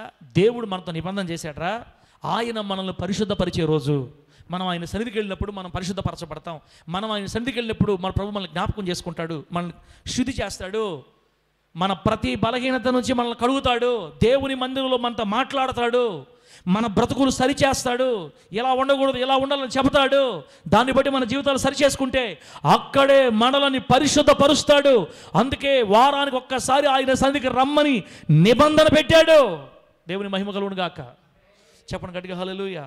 అంటే ఆదివారాల పూట, ఆరాధన దినాలప్పుడు, ఇటువంటి ప్రార్థన కోటాలప్పుడు దేవుని మందిరానికి రాలేని ప్రజలు పరిశుద్ధత కాదు కదా, అపవిత్రతలో ఇంకా ఇంకా ఇంకా మలినమైపోయి బురదలో బురదలో ఉండి ఉండి ఉండి ఉండి బాగా ఊరిపోయిన, బురదలో కురుగుపోయిన పంది ఎలాగైపోద్దో స్నానం లేకుండా, అలా దేవుని మందిరంగా రాకుండా లోకంలో తిరిగే విశ్వాసులు కూడా అలా అయిపోతారు రాబోయే రోజుల్లో.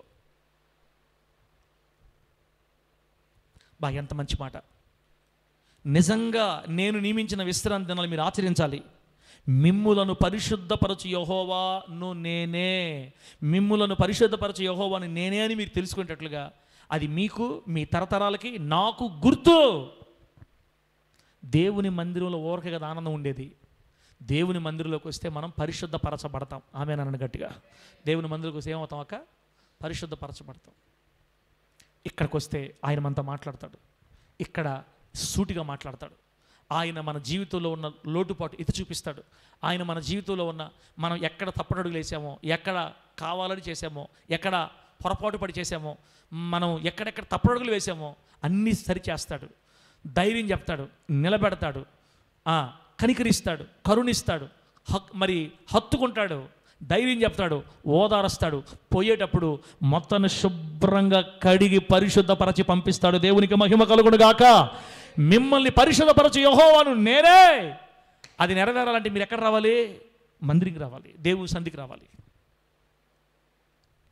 ఈరోజు దేవుని మందిరాలు ప్రేమించే వాళ్ళు ఎక్కడ? ఆదివారం ఎప్పుడెప్పుడు వస్తుందని కనిపెట్టే వాళ్ళు ఎక్కడ? మనకెందుకులే చెప్పడం మన బాధ్యత. 14వ వచనం చూడండి. కావున 31వ అధ్యాయం నిర్గమకాండం 14వ వచనం. కావున మీరు విశ్రాంతి దినమును ఆచరింపవలెను, నిశ్చయముగా అది మీకు పరిశుద్ధం. ఎంత మంచి మాట చూడండి. నిశ్చయముగా అది మీకు పరిశుద్ధం, దానిని అపవిత్రపరచువాడు తన ప్రజలలో నుండి కొట్టివేయబడును. గుర్తుపెట్టుకో ఈ మాట. దానిని అపవిత్రపరిస్తే, ఆదివార దినాన్ని అపవిత్రపరిస్తే, దేవుని మందిర దినాన్ని, దేవుని ఆరాధన దినాన్ని అపవిత్రపరిచి సొంత పనులు చూసుకుంటే, మన పనులు చేసుకుంటే, మనకిష్టం వచ్చినట్టు తింటే, మనకిష్టం వచ్చినట్టు తిరిగితే, దేవుని సన్నిధికి రాకుండా, దేవునికి భయం లేకుండా, దేవుని మందిరం మీద ఆసక్తి లేకుండా, ప్రేమ లేకుండా, దేవుడు అంటే అపేక్ష లేకుండా, దేవునికి ఎదురుచూపులు లేకుండా, నిరీక్షణ లేకుండా, దేవుని కొరకు కాకుండా నీ కొరకే నువ్వు బ్రతకడానికి ఆశపడి, విశ్వాసాన్ని వదిలి, పరిశుద్ధతను వదిలి, లోకానికి బానిసవైపోయి, సెల్ ఫోన్లకు బానిసవైపోయి, పాప పాపానికి బానిసలైపోయి దేవుని మీద ఏమాత్రం ఇంట్రెస్ట్ లేకుండా పూర్తిగా జారిపోయి దేవుని మందిరికి సుదూరంగా వెళ్ళిపోయి అసలు మందిరానికి రాకుండా ఆగిపోయిన నీవు ఆలోచించాలి, నా దినాన్ని ఎవరైనా అపవిత్రపరిస్తే వాణ్ణి నా ప్రజలలో నుండే కొట్టేస్తా. ఏం చేస్తాడు దేవుడు? ఆయన ప్రజల్లో నుంచే కొట్టే అంటే అర్థమైంది. బాప్తిస్మం తీసుకొని ఆయన ముద్ర వేయించుకున్నారే క్రైస్తవులుగా, ఆ క్రైస్తవుల్లోనే ఉండకుండా కొట్టివేయబడతారు ఒక దినానికి. అంటే ఆదివారం మందిరికి రాకపోతే ఎంత ప్రమాదం చూడండి. ఆదివారం దేవుని సన్నిధికి రాకపోతే ఆయన బిడ్డల్లో, ఆయన జాబితాలో అసలు మనం ఉండమంట. ఆయన వంశంలో మనం ఉండం, ఆయన గ్రూపులో మనం ఉండం, యేసయ్య సంతానంలో మనం ఉండం. కొట్టేస్తారు. ఊరకే పెట్టాడా మనకి ప్రార్థనలన్నీ? సంఘ క్షేమాభివృద్ధి కూడిక అంటే ఊరకే అనుకుంటున్నారా? ఏదో నలుగురు వచ్చి 2 పాటలు పాడుకొని వచ్చే ప్రార్థన చేసి ఆ ఉన్నకొచ్చే తోకత అసలు మనసు అంత ఇంట్రెస్ట్ లేకుండా ఇప్పుడు కానీరా నాయన పోదాం, ఇదంతా మనం పెట్టుకునేదైతే నాలాంటి ఎట్టో తెలుసా? అందుకే 20 రోజుల ప్రార్థన ఆపేసింది, అందుకే 40 రోజుల ప్రార్థన ఆపేసింది. నాకు ముందే రాజీ పట్టం ఇష్టం ఉండదు. ఆదివారం ఒక్కపూట పెట్టాలని, ఆదివారం మాత్రమే ప్రార్థన పెట్టాలని ఫిక్స్ అయిపోయా ఒకప్పుడు నేను. ఇంక ఏ ప్రార్థన చర్చిల్లో ఎవరిని బతిలాడుకోవాలా, ఎవరి కోసం ఎవడు రావాలి, దేవుడు కావాలనుకుంటే వస్తారు, రాకపోతే నన్నే ప్రభు నేను పెట్టను ప్రభు, నాకు వద్దు ప్రభు అని. తర్వాత మళ్ళీ నేను వాక్యం చదువుతున్నప్పుడు ఈ క్రమాలని తీసేస్తే చీకట్లో పోయిన వాళ్ళు ఇంకా చీకటి అయిపోతారు, సంఘం ఇంకా ఎండిపోద్ది, సంఘంలో జీవం పోద్ది. నేను పెట్టింది ఎందుకురా? మనుషులు వచ్చినా రాకపోయినా నువ్వు జరిగించు. కావాలనుకున్నవాడు జీవం కావాలని వచ్చి ఆస్వాదించబడతాడు, నీళ్లు దాకా ఆస్వాదించబడతాడు. ఎండిపోతుంది, లోకంలో నీళ్లు లేవు, జింకలకి నీళ్లు దొరకడంలా ఆ నీళ్లు నా సన్నిధిలో ఉన్నాయి. జింక దుప్పి నీటి వాగుల కోసం ఆశపడినట్లుగా నా కోసం ఆశపడి నా మందిరికి వచ్చేవాడు దీవించబడతాడు, వద్దనుకున్నవాడు పోతాడు. నువ్వు ఆపద్దు అని చెబితే మరలా మనసు చంపుకొని క్షమాపణ అడిగి దేవుడి దగ్గర మరలా స్టార్ట్ చేసాం. ఇప్పుడు వచ్చినా రాకపోయినా మనకు ఇబ్బంది లేదు. తమ్ముడా, నీ సంగతి ఏంది? ఒక్కసారి కనుక నువ్వు దేవుని మందిరికి ఆదివారం పూట ఆగితే, లేదా దేవుని దినాన్ని అపవిత్రపరిస్తే, లేదా దేవుని దినాన్ని నీ సొంతానికి వాడుకుంటే, నీ పనుల కోసం వాడుకుంటే, నీకు ఇష్టం వచ్చేట్టు నువ్వు వాడుకుంటే, అక్క నువ్వు దేవుని ఆరాధన దినాన్ని అపవిత్రపరిచావు కాబట్టి దేవుడు నిన్ను కొట్టివేసే రోజులు వస్తాయి. తన ప్రజల్లో చేరకుండా, క్రైస్తవ్యంలో నిన్ను ఉంచనివ్వకుండా కొట్టివేసే రోజులు వస్తాయి ఇలాగే సాగితే. అందుకే ప్రభు మన మనసు మార్చుకోమని చెప్తున్నాడు. పాత నిబంధన విశ్వాసుకి ఇది ఆజ్ఞ, క్రొత్త నిబంధన కింద మనకి ఇది ప్రేమపూర్వక హెచ్చరిక. వాళ్ళకి ఆజ్ఞ, వాడుగా వినలేదనుకో. ఒకసారి ఏం జరిగిందంటే మోషే గారి కాలంలో ఆదివారం పూట శనివారం పూట ప్రార్థన రాకుండా, చర్చికి రాకుండా కట్టెలు ఏరుకోవడానికి పోయాడంట. బైబిల్లో ఉన్నమాట. కట్టెలు ఏరుకోవడానికి పోయాడన్న ఒక అబ్బాయి, ఒక అతను.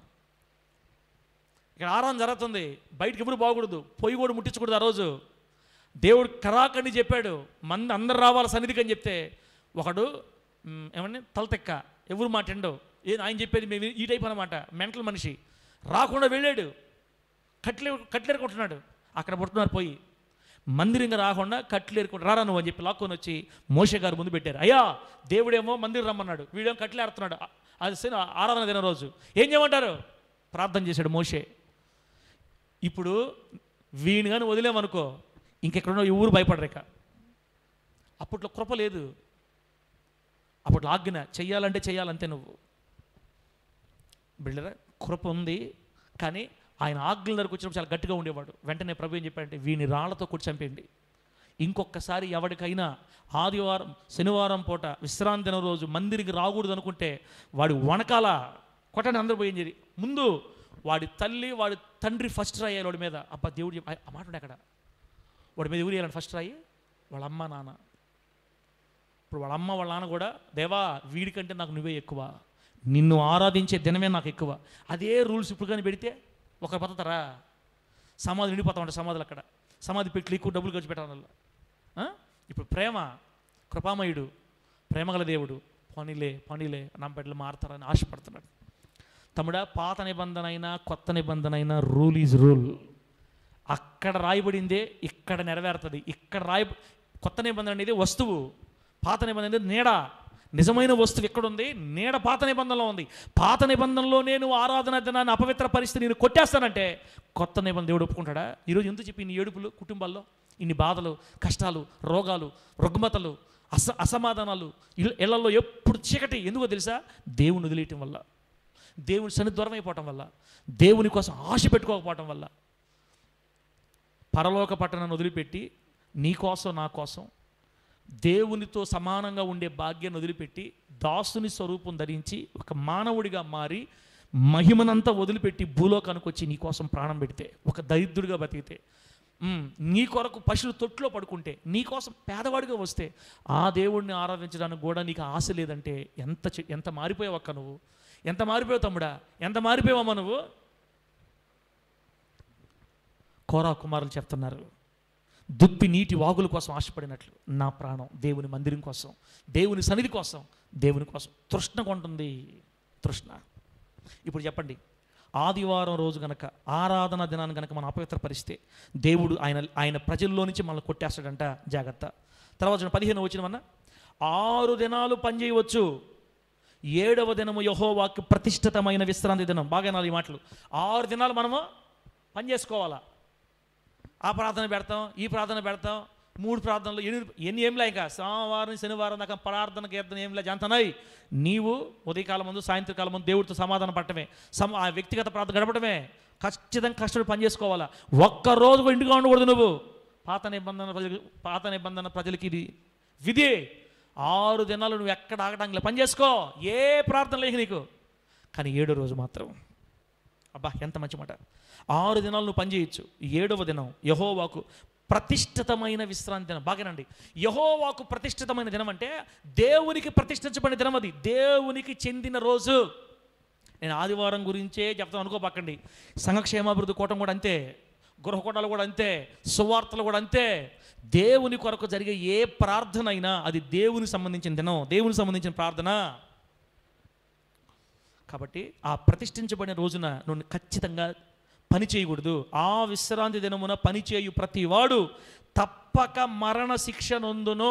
అదిగో చూసుకో, విశ్రాంతి దినాన పనిచేసే ప్రతి ఒక్కడు తప్పక మరణ శిక్ష పొందాలి, చావాలోడు. అందుకే చూడండి, ఆదివారాలు మానేసి లోకంలో పనుల కోసం తిరిగే వాళ్ళందరూ ఆర్థికంగా చచ్చిపోతారంతే, రూపాయి ఉండదు, అప్పులు పాలైపోతారంతే. దేవుణ్ణి వదిలిపెట్టి లోకంలో తిరిగే వాళ్ళందరూ అసమాధానం లేక కుటుంబంలో సమాధానం విషయం చచ్చిపోయి ఉంటారు, అప్పులు విషయం చచ్చిపోయి ఉంటారు. ఎప్పుడు తగులే, ఎప్పుడు కొట్లాట్లే, అసమాధానం, దిగులు, చింత, వేదన, బాధ, ఏంటో అర్థం కాదు. అసలు ఏమైపోయింది మనకి, ఒకప్పుడు ఎలా ఉండేవాళ్ళమే, ఇప్పుడు ఇలా అయిపోయింది ఇంకా తెలుసుకోరు. లోకంలో ఎక్కడ తిరిగినా దేవుని వదిలిపెట్టి చావే చావే చావే, బతుకున్నామన్న పేరు మాత్రం ఉంది కానీ మనము సచ్చినోడమని చెప్తుంది వాక్యం. తమ్ముడా, నీకు అర్థమవుతుందా? దేవుని దినాన్ని గనక నువ్వు అపవిత్రం చేసి దేవుని దినాన్ని నీ సొంతంగా ఉపయోగించుకుంటే, దేవుని విశ్రాంతి దినాన్ని నువ్వు పని చేస్తే, నీ సొంత పనులకు వెళితే మరణశిక్ష. ఆ రోజుల్లో మరణశిక్ష. ఈ రోజుల్లో కూడా మనకు మరణం ఉంది తెలుసా? ఎక్కడ అడుగు పెడతావు అందులో ఓడిపోతావు నువ్వు. దేవుణ్ణి వెనకేసి నువ్వు ఏ పనులు అడుగు పెట్టినా ఖచ్చితంగా ఓడిపోతావు తమ్ముడా, నీకు జయం ఉండదు. 6 రోజులు మనకి ఇచ్చాడు దేవుడు పని చేసుకోమని, చేసుకో ఎంత పనైనా. 7వ రోజు నీవు, నీ పిల్లలు, నీ పిల్లల పిల్లలు, మనవాళ్ళ ముది మనవాళ్ళ మొత్తం రావాలి దేవుని మందిరానికి, అంతే. అది దేవుని విశ్రాంతి దినం, అది దేవుని దినం, అది దేవుడు ప్రతిష్ఠించిన దినం. ఇట్లాంటి ప్రార్థన ఎందుకోసం పెడతాం మనం? ఎవరి కోసం ఈ ప్రార్థనలు? దేవుడి కోసమా? కాదు కదా. మన జీవితాలు దీవించబెట్టేట్లుగా, మన మరణాలు తప్పించుకునేటట్లుగా, మన కుటుంబ క్షేమాభివృద్ధి పొందినట్టు కదా. 16వ వచనం చూడండి, చక్కని మాట. ఇశ్రాయేలీయులు తమ తరతరములకు విశ్రాంతి దినము అనే ఆచారాన్ని అనుసరించి ఆ దినాన్ని ఆచరింపవలెను. అది నిత్య నిబంధన. ఏ నిబంధన? నిత్య నిబంధన. ఈ రోజుకి కూడా ఇశ్రాయేలీయులు శనివారం పూట ప్రార్థన తప్ప వేరేది ఉండదు. మనం ఇప్పుడు ఇజ్రాయెల్ దేశం వెళితే, ఇజ్రాయెల్ దేశం వెళితే వాళ్ళకి శనివారం హాలిడే, శనివారం సెలవు. ఒక్క షాపు చూపించండి మీరు, నిర్మానుష్యం అయిపోద్ది. ఇళ్లలో ఉండే మనుషులు బయటికి కదలరు. ఆ రోజంతా దేవునితో గడుపుతారు. ఇప్పటికి కూడా నిత్య నిబంధన. అబ్బా, నాకును ఇశ్రాయేలీయులకును అది ఎల్లప్పుడూ గుర్తు. చూసారా, ఆదివారం రోజు మనం దేవుని దగ్గరికి వెళ్తున్నామంటే మనం దేవుని బిడ్డలు మనం గుర్తు అన్నమాట. 6 దినాలు యెహోవా భూమి ఆకాశం సృజించి 7వ దినమున పని మాని విశ్రమించనని చెప్పుము అని రాయబడింది. ఇంత చక్కగా చెప్పిన తర్వాత కూడా బిడ్డలారా మన జీవితాలు మార్చుకోకపోతే ఎట్లాగా? ఇప్పుడు చెప్పండి, దుప్పి నీటి వాగుల కోసం ఆశపడినట్లు, దేవా నా ప్రాణం నీ కోసం ఆశపడుతుంది. నీ కోసం ఎప్పుడెప్పుడు నీ ముఖాన్ని చూడాలా, ఎప్పుడెప్పుడు నీ మందిరికి రావాలా. దావీదు గారు చెప్పారు ఒక మాట, దేవుని మందిరకు వెళుదుమని జనులు నాతో అనినప్పుడు నేను మిక్కిలి సంతోషించితిని. దేవుని మందిరంకి వెళదామని ప్రజలు నాతో ఎవరన్నా అంటే నాకు చాలా ఆనందం వేస్తుంది. దావీదు గారికి తెలుసు దేవుని మందిరంలో ఉన్న ఆనందం. ఇక్కడ ఎన్ని మాట చెప్పమంటారు మీకు? ఒకటేమో మన పాపాన్ని కడిగి మనల్ని పరిశుద్ధపరిచే రోజు ఆదివారం, దేవుని సన్నిధి. అర్థమవుతుందా?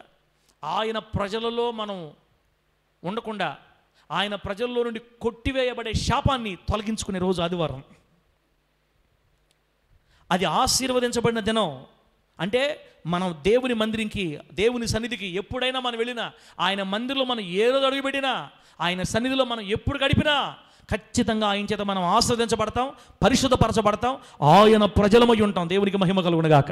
చెప్పండి, ఆయన మందిరంలోకి ఎప్పుడొచ్చినా, అది సోమవారం కానీ మంగళవారం కానీ బుధవారం ఎప్పుడొచ్చినా, ఆయన మందిరంలో అడుగుపెట్టిన ప్రతి క్షణం ఆశీర్వదించబడతాం, పరిశుద్ధపరచబడతాం, ఆయన ప్రజలమై ఉంటాం. అది దేవుని మందిరంలో వచ్చే మేలు, దేవుని కార్యాలు జరిగే మనకు మేలు. అపవిత్ర తొలగిపోవాలంటే, నిజమైన ఆనందం కలగాలంటే, లోకంలో మేలు అనుభవించాలంటే పరిగెత్తి రావాలి దేవుని సన్నిధికి. ఇక్కడ ఉంతముడా, ఇక్కడ ఉంది. సెల్ ఫోన్లో లేదు, సినిమాల్లో లేదు, షికార్లలో లేదు, స్త్రీలలో లేదు, పురుషుల్లో లేదు, వ్యభిచారంలో లేదు, జారత్వంలో లేదు, ఈ భూలోకంలో ఎక్కడా లేదు. 1000 మందిని చేసుకున్నాడు కూడా సుఖం దొరకల లోకంలో. ఎంతమందిని? 1000 మందిని చేసుకొని హ్యాపీ ఎంజాయ్ చేద్దాం అనుకున్నాడు. తలకాయ లాస్ట్కి ఇదేమి లేదు తింటని నీరసపడిపోయి మొత్తం వ్యర్థం అని చెప్పేశాడు ఆ మనిషి. అతనికంటే ఇంకెవరు లోకాన్ని ఎంజాయ్ చేయలేరు. ఈ భూలోకంలో ఎక్కడ కూడా సంతోషం లేదు, ఒక్క దేవుని సన్నిధిలో తప్ప. దేవుని నామానికి మహిమ కలుగును గాక. ఆదాము దేవునితో మాట్లాడేటప్పుడు ఆనందంగా ఉండలేదా? చెప్పాలి. ఆదాము దేవునితో మాట్లాడేటప్పుడు, ఆదాము హవ్వలు ప్రతి సాయంత్రం పూట ఏదైనా తోటలో దేవునితో మాట్లాడేటప్పుడు చాలా ఆనందంగా సంతోషంగా ఉండేవాళ్ళు. ఎప్పుడైతే దేవుని మాట ధిక్కరించి పండు తిని పాపం చేశారో, ఇక దేవుని ముందుకు రావడానికి వాళ్ళకి మొహమో చల్లలా, దేవునికి వాళ్ళకి దూరం ఏర్పడిపోయింది. ఇప్పుడు చెట్లు చాటు దాక్కుంటున్నారు పోయి. ఎప్పుడైతే దేవుని సన్నిధికి దూరం అయిపోతావో, ఇక నువ్వు ఆయన ముఖాన్ని చూపించలేవు. వచ్చేస్తుంది మనకు పాపం, మన జీవితంలో శాపం వచ్చేస్తుంది తమ్ముడా. కాబట్టి ఇప్పుడు నేను మీతో ఏమంటున్నానంటే, ఇప్పుడు మనం ఏ మాటతో ముగించుకోవాలంటే, ప్రభువా, ఈ భూలోకంలో నేను బ్రతికినంతకాలం నీ సన్నిధి కంటే నాకు ఎక్కువైంది ఇంకేది లేదు. నా జీవితంలో నీ సన్నిధి కంటే విలువైంది ఇంక నాకేమీ లేదు. దావీదు గారు ఏం చెప్పారు తెలుసా? దేవా, నాకున్న ముఖ్యమైన సంతోషాలన్నింటికంటే యెరూషలేమును గనక నేను హెచ్చుగా ఎంచుకోకపోతే నా కుడి చేయి తన నేర్పును మరచునుగాక. అంటే నాకున్న ముఖ్య సంతోషాలు కొన్ని ఉన్నాయి. మెయిన్ నాకు ఎక్కడెక్కడ ఆనందం వస్తుంది అన్నీ నాకు చాలా ఉన్నాయి. కానీ నా ముఖ్య సంతోషాలు అన్నింటికంటే ఎక్కువ నాకేంటో తెలుసా? యెరూషలేములో ఏముంది? దేవుని మందిరం ఉంది, దేవుని సన్నిధి ఉంది. దావీదు గారికి ఆయన ముఖ్య సంతోషాలు అన్నింటికంటే శ్రేష్టమైంది యెరూషలేమును ప్రేమించే వాళ్ళు వర్ధిల్లుతారు. యెరూషలేము కోసం ప్రార్థన చేయమని వాక్యం సెలవిచ్చింది. కాబట్టి దేవుని బిడ్డలారా, ఈ మాటలు నేను ముగిస్తున్నాను. దేవుని సన్నిధికి వచ్చిన వాళ్ళు బాగుపడ్డారు, దేవుని సన్నిధిని మరిచిపోయిన వాళ్ళు చతికిల పడ్డారు. దేవుని మందిరంగా పరిగెత్తుకొని వచ్చి దేవునితో మొరపెట్టుకున్న హన్నాకి గొడ్రాలన్న నెనదొలిగిపోయింది. మంచి బిడ్డని దేవుడిచ్చి ఆమెని ఘనపరిచాడు. దేవుని మందిరంలోనే ఉండి భక్తురాలుగా, భక్తిపరుడుగా నటిస్తూ, నిజమైన భక్తి లేకుండా పాస్టర్ గారు ముందు నటిస్తూ, డబ్బు దగ్గర దొరికిపోయి, దేవుని సన్నిధి కంటే డబ్బును ఎక్కువ ప్రేమించి, ఇస్తానని చెప్పిన మాటని మరిచి కొంత డబ్బును దాచుకున్న అననీయ సప్పీరాలు మందిరంలోనే ప్రాణం విడిచి చచ్చిపోయారు. కొందరేమో దేవుని మందిరంకి వచ్చి బతికితే, కొందరు దేవుని మందిరంలోనే ప్రాణాలు ఇచ్చారు. తమ్ముడా, గెహజీనేమో వెండి బంగారాలు ఆపేసాయి, ఆకాన్ని వెండి బంగారాలు ఆపేసాయి దేవుని సన్నిధి రానికుండా. నిన్ను నన్ను ఏం ఆపుతున్నా ఈరోజు దేవుని మందిరం రానికుండా? అలసిపోయాం సార్, పని చేస్తూ అలసిపోయాం సార్. అలసిపోయావా? నీకోసం సిలువ మోసినప్పుడు ప్రభు అలసిపోలేదా? నీకోసం కొరడాలతో కొట్టబడినప్పుడు ఆయన అలసిపోలేదా? ఇందాక నెల్లూరు నుంచి తరుచుకుంటూ వస్తూ ఉంటే హవీలో నేను చాలా సంతోషం వేసింది నాకు. ప్రభువా, చాలా కాలం తర్వాత మరలా నీ కోసం తడిచే కృపనిచ్చావు. ఈ మధ్యకాలం తడిచాము, అయినా ఎందుకో ఈరోజు నాకు ఇంకా ఆ ముందు అది పెట్టుకొని చేస్తుంటే పాత రోజులు అన్నమాట, మన కల్తీ కాలనీ పోయిన రోజులు గుర్తొచ్చాయి. నీకోసం కష్టపడి కృపనిచ్చావు తండ్రి. నువ్వు మరలా వ్యాన్ ఇచ్చి కారు ఇస్తే మళ్ళీ రోజులు పోతాయేమో. నీకోసం కష్టపడే రోజులు ఎంత ఆనందం. ఒకవేళ నేను ఫోన్ చేసి, యాకోబన్నా మంచి వర్షం వస్తుంది ఇక్కడ తిమ్మోతన్నా, ఎట్టపోతాం తిమ్మోతన్నా మనం వెనించి అసలు ఎట్టపోతాం యాకోబన్నా 2 మాటలు చెప్పేసుకో జరిపించేసుకోండి, యాకోబన్న నన్ను తిడతాడా? అరనా యాకోబన్న కానీ తిమ్మోతన్నా నన్ను తిడతారా? నిజమే కదా, అంతలా వర్షం ఆడొస్తారులే. అది కాదు ప్రభు చూసేది. నా బిడ్డలు నన్ను ఎంత ప్రేమిస్తారు, నా బిడ్డలు నా సన్నిధిని ఎంత ప్రేమిస్తారు. అసలు ముందు పాస్ట్ ఎట్ట ప్రేమిస్తాడు నన్ను. బిడ్డలారా, భయంకరమైన సుడిగాలు వచ్చి నన్ను గాల్లో తీసుకోపోతే తప్ప, సునామీ వచ్చి నీళ్ళు కొట్టుకుని ఇద్దరం కొట్టుకోపోతే తప్ప, ఆనందం కొట్టుకోపోతే తప్ప రావటమేహన ఆపేది ఉండదు. ఆగకూడదు, మీరు ఆగకూడదు, నేను ఆగకూడదు. అది నిత్య నిబంధన. దేవుని మందిరంలో గడపడం మనకి అంత సంతోషం. కీర్తనకారులు చెప్తారు ఇంకా, భక్తిహీనుల గుడారాల్లో నేను నివసించడం కంటే నా దేవుని మందిర గడప కమ్ముల యొద్ద కనిపెట్టుకోవడం నాకు ఎంతో శ్రేష్టం. భక్తిహీనుల గుడారాల్లో పాపిష్టి వాళ్ళ ఇళ్లలో ఉండడం కంటే, నేను నివసించడం కంటే నా దేవుని మందిర ద్వారబంధరం దగ్గర నిలబడటం నాకు ఇష్టం. నా దేవుని మందిరంలో ఒక్క దినం గడపడం నాకు 1000 దినాల కంటే ఆశీర్వాదం. మందిరాన్ని ప్రేమించి, మందిరం అనే కంటే సన్నిధి, దేవుని సన్నిధిని ప్రేమించి, దేవుని సన్నిధిని అంటిపెట్టుకొని దేవుని ద్వారా ఆస్వాదించబడిన వాళ్ళు బైబిల్ ఎంతమంది ఉన్నారు? దేవుని దూరం వెళ్ళిపోయి లోకంలో ఆనందాన్ని ఎత్తుకొని, లోకంలో పాపాన్ని ఎత్తుకొని, లోకంలో సుఖ సంతోషాలు ఎత్తుకొని అటు నుంచి అట్టే లోకంలో కలిసిపోయిన వాళ్ళు, సమాధిలోకి వెళ్ళిపోయిన వాళ్ళు బైబిల్లో ఎంతోమంది ఉన్నారు. కాబట్టి దేవుని బిడ్డలారా, మంచి తీర్మానంతో మనం వెళదాం. ప్రభువా, ఈ భూలోకంలో నాకు నీ సన్నిధి ముఖ్యం. చెప్పండి, ఏది ముఖ్యం? నీ సన్నిధి. నీ సన్నిధి. దుబ్బి నీటి వాగుల కోసం ఆశపడినట్లు యెహోవా నా ప్రాణం నీ కోసం ఆశపడుతుంది. మోషే గారు చెప్తున్నారు అరణ్యంలో, యెహోవా నీ సన్నిధి మాతో కూడా రాని ఎడల మేము అసలు ఇక్కడి నుంచి బయలుదేరాం. నువ్వు మాతో రావాలి, నీ సన్నిధి మాతో ఉండాలి. ఆయన సన్నిధి లేకపోతే కాపుదల లేదు, ఆయన సన్నిధి లేకపోతే నీకు భద్రత లేదు, ఆయన సన్నిధి లేకపోతే నీకు కూడు లేదు, గుడ్డ లేదు. నీ పాదాలు వాయకూడదన్నా, నీ చెప్పులు తెగిపోకూడదన్నా, నీ బట్టలు మాయకూడదన్నా, నీకు నీళ్లు తక్కువ కాకూడదన్నా, ఆహారం తక్కువ కాకూడదన్నా, నీ పిల్లల చదువులు తక్కువ కాకూడదన్నా, నీ పిల్లలకు ఉద్యోగాలు కావాలన్నా, వాళ్ళకి పెళ్ళిళ్ళు అవ్వాలన్నా, నీ జీవితంలో ఏ అవసరం తీర్చబడాలన్నా, ప్రభువు కొరకు నువ్వు రోషంగా నిలబడాలన్నా, ఈ లోకంలో అనేక మందికి నువ్వు తారాజువుగా వెలగాలన్నా, నక్షత్రం వలె ప్రకాశించాలన్నా, నీకు నాకు దేవుని సన్నిధి అత్యవసరం. ఆయన సన్నిధి లేకపోతే ఒక్క అడుగేయలేం ముందుకు మనము. కాబట్టి ఈ భూలోకంలో డబ్బు కంటే, వెండి బంగారాల కంటే, సుఖ సౌఖ్యాల కంటే, స్త్రీల కంటే, పురుషుల కంటే, అక్రమ సంబంధాల కంటే, ఈ భూలోకంలో ఏ పాపం కంటే ఎక్కడ దొరకని నిజమైన ఆనందం, మద్యపానంలో, ధూమపానంలో దొరకని ఆనందం, ఈ శాపగ్రస్త అనుభవాలు ఎక్కడా దొరకని ఆనందం, ఈ సూర్యుని క్రింద ఉండే ప్రతి దాంట్లో దుఃఖమే. నిజమైన ఆనందం యేసయ్య సన్నిధిలో ఉంది, యేసయ్య పాదాల దగ్గర ఉంది. అక్కడికి వెళ్ళి పరిగెత్తి ఇస్సాకు ప్రతి సాయంత్రం పూట మోకాళ్ళలోంచి పొలంలోనికి వెళ్ళి సాయంత్రం పూట ఏకాంత ప్రార్థన చేసుకున్నట్లుగా యేసుక్రీస్తు వారు ప్రతి సాయంత్రం, ప్రతి ఉదయాన, ప్రతి వేకుజామున, ప్రతి సాయంత్రం వేళ ఒలీవల కొండకి, అరణ్య ప్రాంతానికి వెళ్ళి ఏకాంతంగా ప్రభుత్వం గడిపినట్లుగా మోకాళ్ళు వంచే శక్తి ఉన్నప్పుడే మోకాళ్ళు వంచి ప్రభుత్వం గడపగలిగితే నిశ్చయంగా తమ్ముడు దేవునితో చెప్తున్నాడు, ఏ కన్నీరైనా, ఏ బాధ అయినా, ఏ సమస్య అయినా నిశ్చయంగా తీర్చి మనల్ని ఈ లోకంలో నమ్మకస్తులుగా ఆశీర్వదించి ఆయన నడిపిస్తాడు. దేవునికి మహిమ కలుగును గాక. గట్టి చెప్పండి హల్లెలూయా. అబ్రహాం గారు ప్రార్థనాపరుడు, ఇస్సాకు ప్రార్థనాపరుడు, యాకోబు ప్రార్థనాపరుడు, యోసేపు ప్రార్థనాపరుడు, మోషే ప్రార్థనాపరుడు, యెహోషువ ప్రార్థనాపరుడు, సమూయేలు ప్రార్థనాపరుడు, దావీదు ప్రార్థనాపరుడు, దానియేలు ప్రార్థనాపరుడు, శద్రక మేషక అబేద్నెగోలు ప్రార్థనాపరులు. బైబిల్ గ్రంథంలో రాయబడిన ప్రతి భక్తుడు ప్రార్థనాపరుడే. మోకాళ్ళు ఉంచిన వాడే, దేవుని సన్నిధి విలువ తెలిసిన వాడే, దేవునితో గడిపిన వాడే, దేవునితో నడిచిన వాడే. ఫోన్లు, లోక సంబంధమైన ప్రతి సుఖ సంతోషం ఇసిరి కొట్టకపోతే నీకు నిజమైన ఆనందం లేదు సహోదరుడా, అమ్మా. కాబట్టి అది శనివారమా, శుక్రవారమా, సోమవారమా, ఏ వారం కాదు, దేవుని కార్యక్రమం ఉందంటే అన్నిట్లు విసిరవతలు కొట్టి, పిల్లలకు బాగలేకపోయినా, పిల్లలకు జ్వరాలైనా, ఇప్పుడు హదస్స గడగడ మునిగిపోతుంది, వచ్చేటప్పుడు గడగడ వణగుతుంది, బ్లడ్ టెస్ట్ చేయించాలా, రేపు ఉదయం తీసుకోపోతా నిన్ను, నా వల్ల కాదు.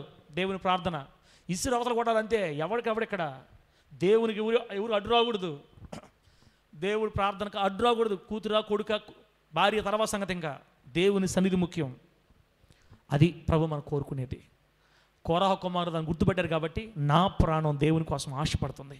నా ప్రాణం దేవుని కోసం తృష్ణగా ఉంటుంది. ఒక్కసారన్నా మాట చెప్పావు తమ్ముడా నువ్వు, నా దేవుని మందిరం కోసం ఆశ. నిద్ర ఎటు వస్తుంది నీకు దేవుని మందిరం చెప్పు? తగ్గిపోయింది ప్రేమ. ఒకప్పుడు ప్రేమ లేదు, ఇప్పుడు నీకు అయిపోయావు. దేవుని ప్రజల్లో నుంచి కొట్టివేయబడడానికి సిద్ధంగా ఉన్నావు నువ్వు నేను. బ్రతుకులు మార్చుకోవాలా, దేవునితో సమాధాన పడదాం. ఇక్కడి నుంచి అయినా జాగ్రత్తగా ఉందాం, నమ్మకస్తు నిలబడదాం, కన్నీటి ప్రార్థనలోకి మోకాళ్ళ ప్రార్థనలోకి వెళదాం, ప్రభు పాదాలు పట్టుకుందాం, గంటల పాటు దేవుని సందులో కూర్చుందాం. ఈ లోకంలో నక్షత్రాలుగా దేవుని కోసం ప్రకాశిద్దాం. దేవుడు మనల్ని అందరినీ ఆశీర్వాదకరంగా వాక్యానుసారం నడిపించి వర్ధిల్ల చేయును గాక. కళ్ళు మూసుకొని ప్రార్థన చేసుకుందాం బిడ్డలారా.